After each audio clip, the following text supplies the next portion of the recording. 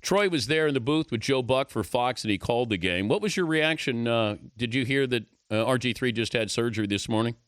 Yeah, the reaction's probably like a lot of other people, Dan, just, really somewhat in disbelief that here's this great athlete, and now he finds himself, I guess, being operated on right now, and who knows what his future is going to be. I think a lot of people look at those who have had reconstructive knee surgery and immediately think, hey, he'll be fine, and a lot of those guys are. They've come a long way, but Adrian Peterson certainly is a great story, but you just never know.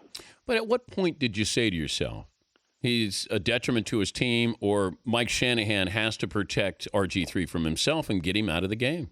Yeah, it's a good question, Dan, and here's the problem with it was that it was not his first game back. It was his third game back, and I saw him play the week before against Dallas. Didn't think he moved particularly well in that game. I thought that the runs that he made in the game the other night against Seattle were very similar to what I saw the week before against Dallas. The other problem with it is because they jumped out ahead, they were up 14-0, and granted, they didn't do a lot after that, but Seattle, once they took the lead, and we were quick to point out that he was a non-factor. I mean, he was not throwing the ball particularly well, and he certainly could not run the football. But when do you say, hey, they should take him out? Well, they're playing with a lead, and they have a rookie quarterback who would then come off the bench. This isn't a veteran quarterback that you're talking about that would be the backup. And so there were a lot of things in play there. Had they have gotten down, once they got behind, it was because the snap that ultimately took Robert Griffin out of the game. Had that have happened earlier, or they'd gotten down 2 scores earlier, then you say they've got to do something here because they clearly are not getting it done with Robert Griffin. But it was just the way that whole game unfolded. Never did you think that by him playing, because there's doctors on the sidelines, there's doctors in the facility throughout the last several weeks, and I know the report that came out with regards to Dr. James Andrews, but you're just saying that, okay, well, this guy's not moving very well. We know that, but he's probably no worse than he's been in the last couple of weeks, and you just didn't feel that something like this would ultimately happen. Well, we play football with that mentality, at least we once did, that, we love that warrior out there no matter what, risking life and limb, and now we know a lot more. We as fans know a lot more. You as athletes know a lot more. It's a little bit different.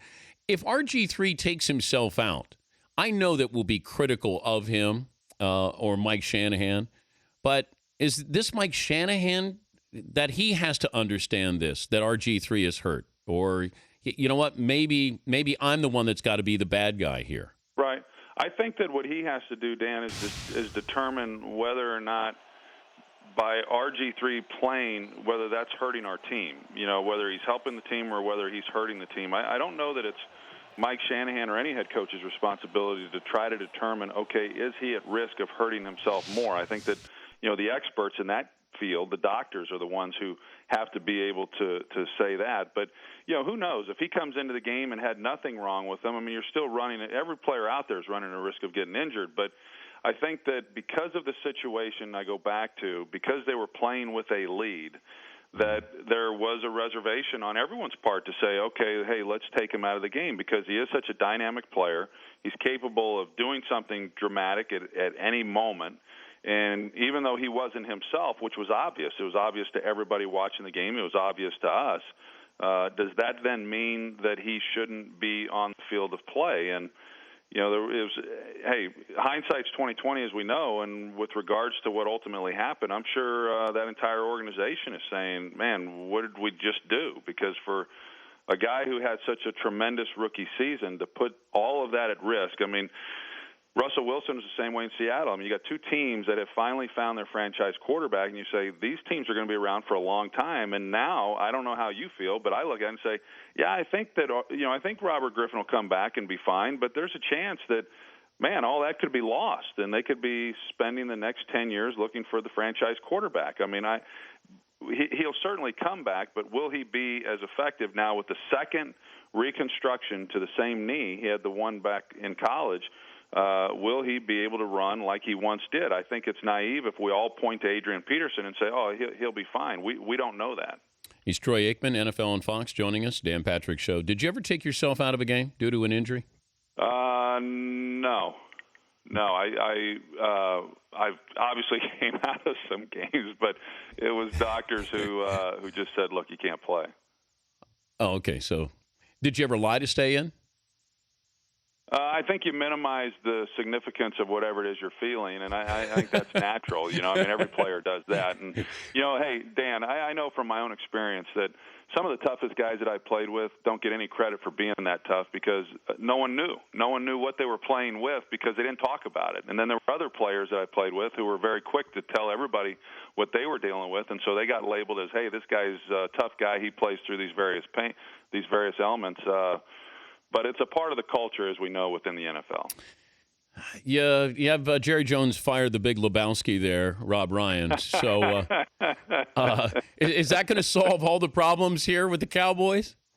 Oh, I don't know. I guess the short answer on that is no. In a lot of ways, I thought Rob Ryan did a pretty decent job considering all the injuries. But, hey, they didn't make the playoffs again. Jerry Jones, after the season, vowed that there would be dramatic changes and make everybody uncomfortable. And I don't think that the axe has stopped falling yet.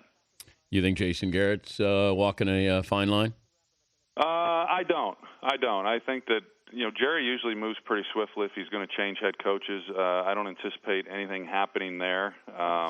I think he likes Jason Garrett as a head coach and wants him to be the guy for a long time. But as we know, I mean, if you don't make the playoffs, and they haven't yet made the playoffs under Jason Garrett, then you don't stick around long as a head coach. I know you got Seattle is going to Atlanta, and you got a chance to see them. You guys got the Packers and the Niners. Let me ask one question about Seattle. They've proven they could win on the road. They were great at home. I think the game in Chicago was huge, not only for the team, but Russell Wilson. Then you win this game. Chances going into Atlanta and pulling out a win? I think they've got a good chance. I'm not discounting Atlanta, not necessarily an easy place to play, but there's a lot of pressure. I said it during our broadcast, and is that there's a lot of pressure on all these playoff teams to win a playoff game. For some, the pressure is to win it all. But when you go into the playoffs, you just want to be able to win. You want to win at least the first game. If you go one and done, then you just don't feel that good about having made the playoffs. And so I believe Seattle, big win last week. I think they play even looser in this game at Atlanta, whereas Atlanta, the last several years, they've not won a playoff game, regardless of whatever regular season they had, and they knew this going into the year. This is when they get judged. So I think there's a lot more pressure on Atlanta going into this game. I think that will show early.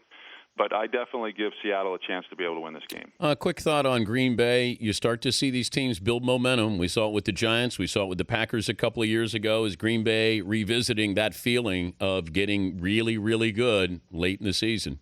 Yeah, for a team who's really kind of been up and down in terms of their performance, it's a team that has felt good about themselves throughout the entire year. Mike McCarthy has talked about how much he likes his team. Aaron Rodgers said very early on that it reminds him a lot of the 2010 team that won the Super Bowl. So it's a really confident group, and I'm looking forward to the game. I think it's going to be terrific. We had the game in Week 1 when the 49ers won at Lambeau.